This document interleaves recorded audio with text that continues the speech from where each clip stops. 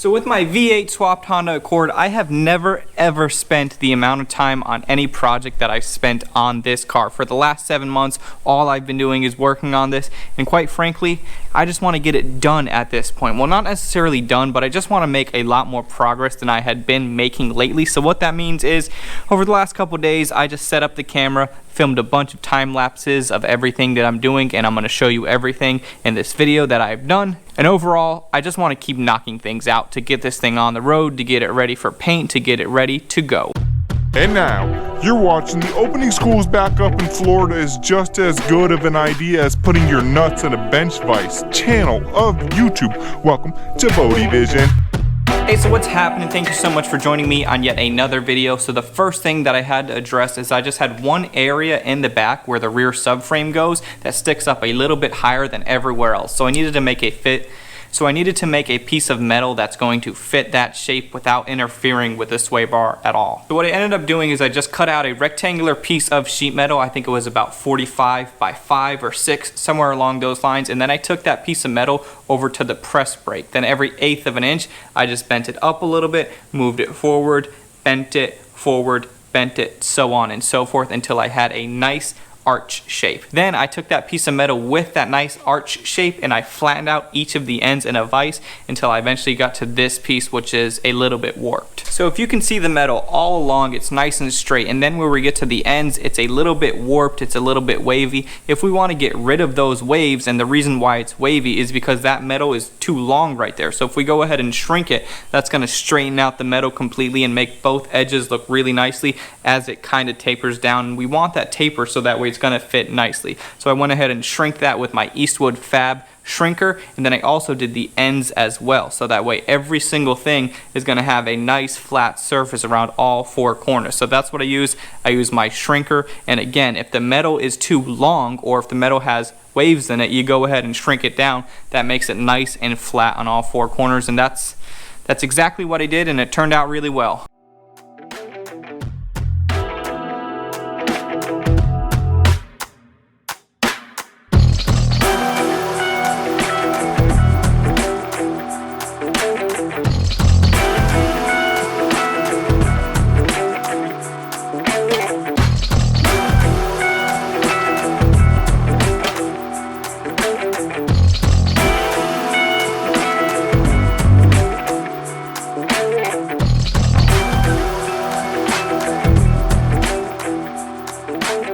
So after that piece of metal was welded in, painted on the bottom, painted on the top, and when I say painted, I just mean undercoated on the bottom, primer on top. Then I went around all the edges with just a little bit of seam sealer just to finish everything off as a precautionary measure to make sure that we're not going to get any water in the car, or to hopefully make sure that we're not going to get any water in the car. Then I went ahead and I moved forward with my sound deadening. Now I know some people don't like this, some people do like this. I wanted to have that in this car because with this car, my main plan is I want to drive this car. This is a driver. This isn't a race car, even though it'll be fast. This isn't a drift car, even though it might be able to drift. That was never the intention behind the build. The intention behind the build is to make something that's going to be crazy and something that I can enjoy each and every single day. So with enjoying it, I wanted it to be nice and quiet on the inside and just have a really nice feel. And I feel like that, all the sound deadening is perfect for that. So what I'm using is 50 mil sound deadening. And the manufacturer, I found it on Amazon. It's just called Killmat. So yeah, I just laid it down and here's how that went.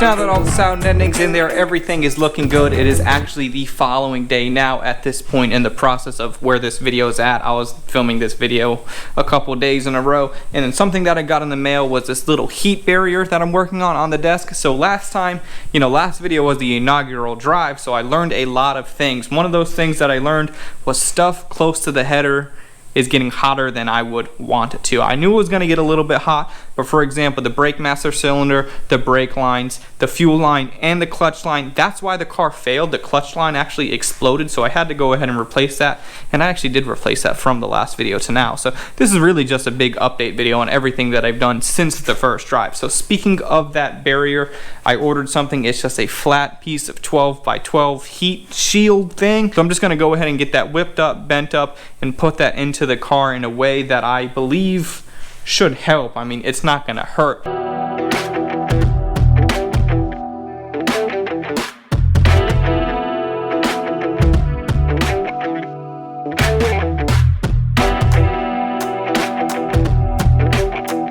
So here's the heat shield in the car.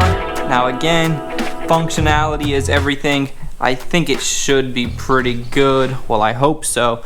Either way, the lines are secluded now, so the two brake lines run down there behind it. The clutch line, this is a brand new line. This used to run down right there next to the master cylinder. I have that running down here, way further away from the header than it was before. Also, the fuel line was running down, so the fuel line is now running this way. I had to change out this fitting. This used to be a 90-degree fitting. Now I had to put a 45 so that way it can come out this way, and then it comes over there, ducts into the car, and is actually running all along the inside. So now moving right along with the theme of moving right along, I wanted to go ahead and whip out the carpet, clean it up, and kind of get an idea and see what I had to do to make that work.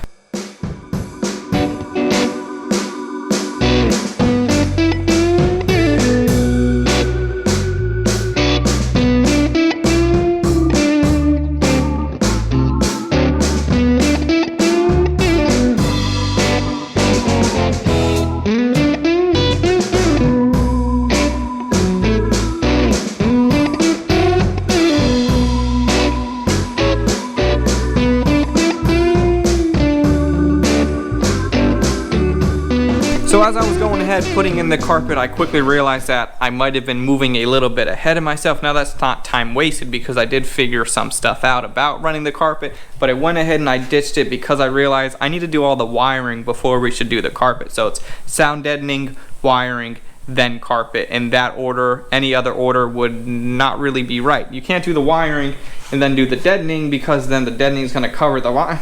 You get the idea. So I had to get into wiring. I had to pull out the entire old chassis harness because that's what I'm going to be using. I want the headlights to function, the turn signals, all of those things, the fuse box for behind the dash. So I had to just go ahead and rerun everything like it was ran before. Now we're actually starting to put the car back together.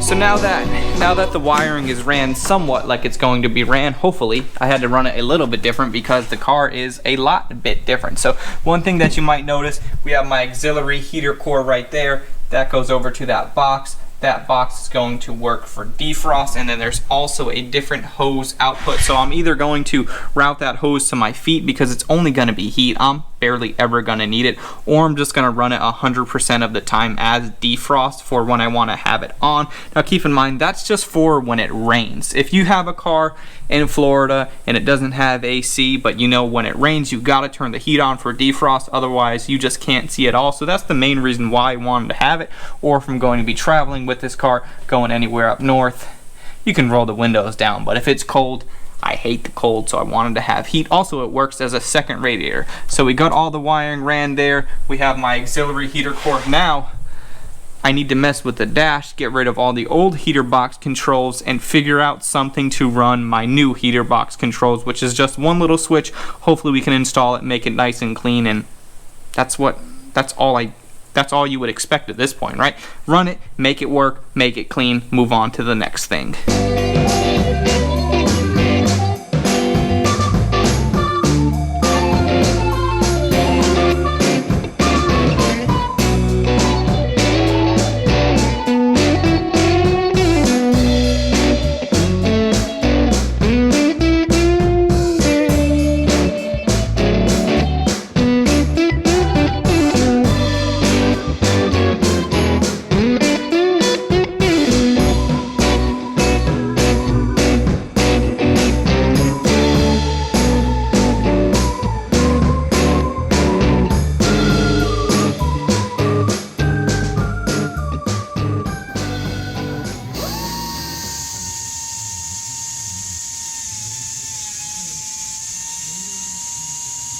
My new battle is at the park right down the street. There are moles everywhere. Now, managed to pull a beautiful story about Carol Baskin. She's not learned her lesson by any means. And 30 Rock, but only one way to watch it. Johnny Depp, that is a steaming pile. Available for a limited time. Price and participation may vary. Did you?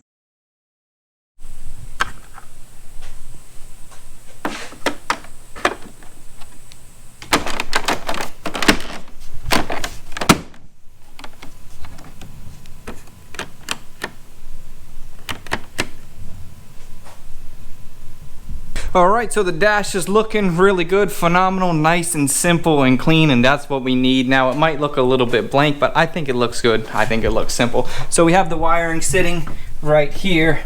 This is the wiring for the auxiliary heater core right there. So everything is waiting for us, everything is ready. So in the last couple of hours since I was working on the dash, I actually made my way back here. And if you can see, we got this plastic in, and I had to cut quite a bit off. So that's the amount that I had to cut off from the front section. The back section, I just trimmed it until it fit. And then I held that piece up to the next piece, which was that piece. And then I just made one straight line because I know the floor is relatively straight. And then I made one nice, even, and easy cut. And I should be able to do the same thing on the other side. So really the first piece is the hardest piece. But now that we got that attacked, now it is all sitting in there really nicely.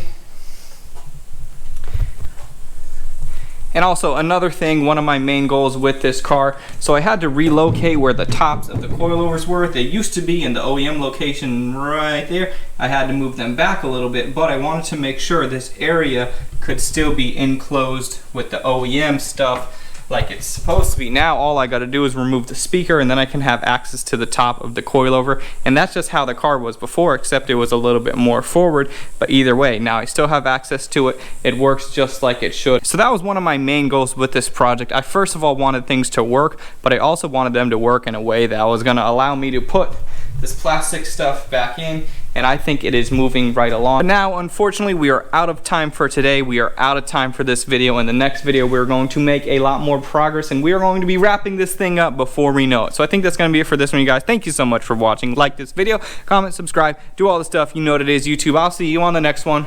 I'm out!